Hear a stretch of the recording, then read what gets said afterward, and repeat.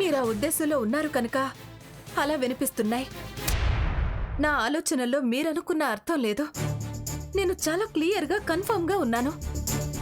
తల్లిదండ్రుల్ని పోగొట్టుకున్నాను. ఆదరించిన మిమ్మల్ని వదులుకుంటానా అమ్మమ్మగారు? మీకెవరికి ఏ అన్యాయం చేయను.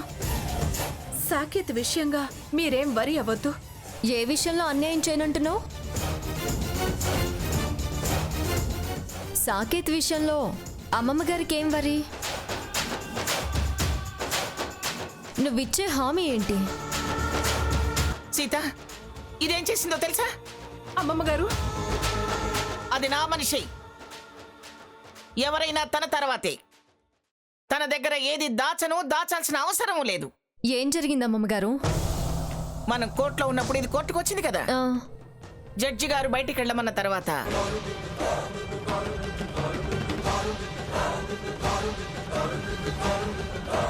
సాకేత్తో సహజీవనం చేస్తాను.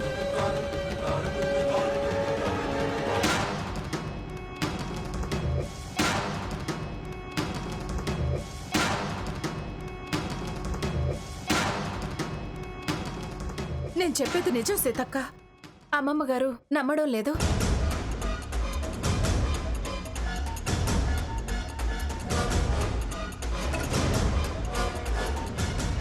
నమ్మకాలు కల్పిస్తే ఏర్పడేవి కావు, వాటంతట అవే పుట్టాలి.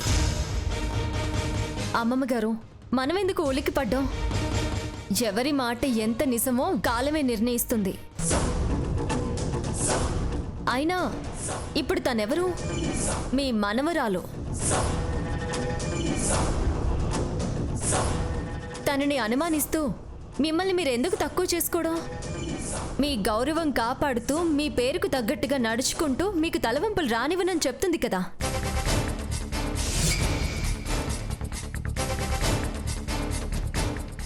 అలాగే మీరు మీ మనవరాలి విషయంలో బాధ్యతగా నడుచుకోవాలి కదా.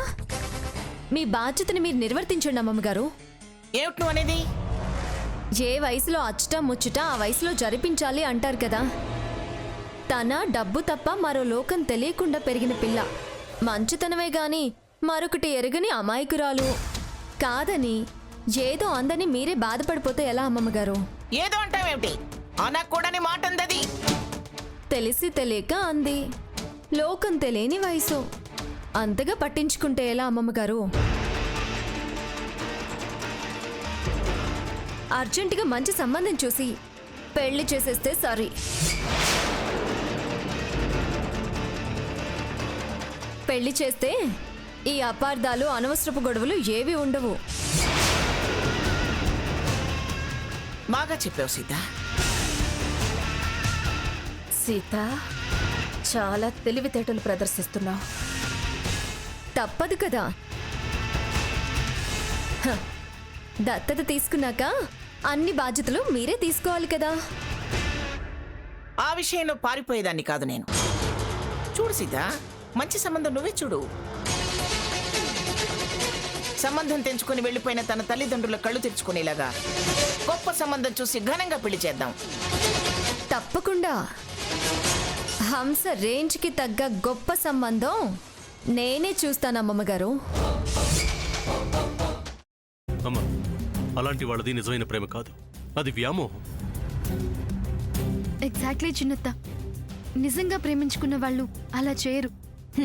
ఎంత మనసు విరిగిపోతే కన్న కూతుర్ని పట్టుకొని మా దృష్టిలో చచ్చిపోయా ఉంటుందా తల్లి?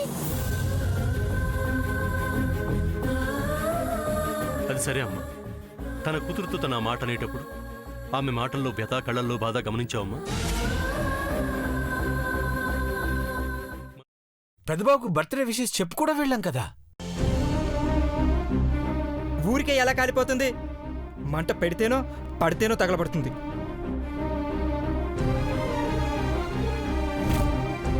కరెక్ట్ చిన్నబాబు.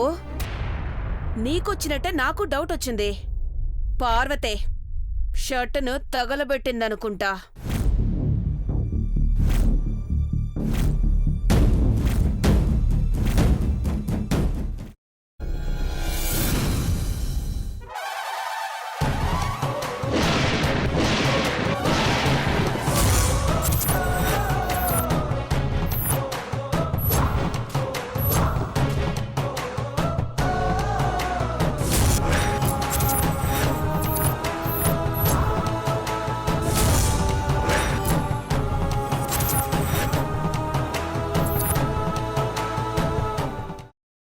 కాల్చుకున్న తర్వాత పొట్టు తీసేసి చాప్ చేసి పక్కన పెట్టుకోవాలి. ఒక ప్యాన్లో కొద్దిగా నూనె వేడి చేసి అందులో ఆవాలు, మినప్పప్పు, శనగపప్పు, కరివేపాకు, సన్నగా తరిగి పెట్టుకున్న ఉల్లిపాయలు వేసుకుని 1 నిమిషం పాటు వేయించుకోవాలి. ఆ తర్వాత కాల్చి కట్ చేసి పెట్టుకున్న వంకాయని కూడా అందులో వేసుకుని బాగా మిక్స్ చేసి బౌల్లోకి ట్రాన్స్ఫర్ చేసుకుని అందులో తగినంత చిక్కటి పెరుగు లేదా పల్చటి పెరుగు వేసుకుని మిక్స్ చేసి అన్నంతో కానివ్వండి, చపాతీతో కానివ్వండి సర్వ్ చేసినా చాలా బాగుంటుంది.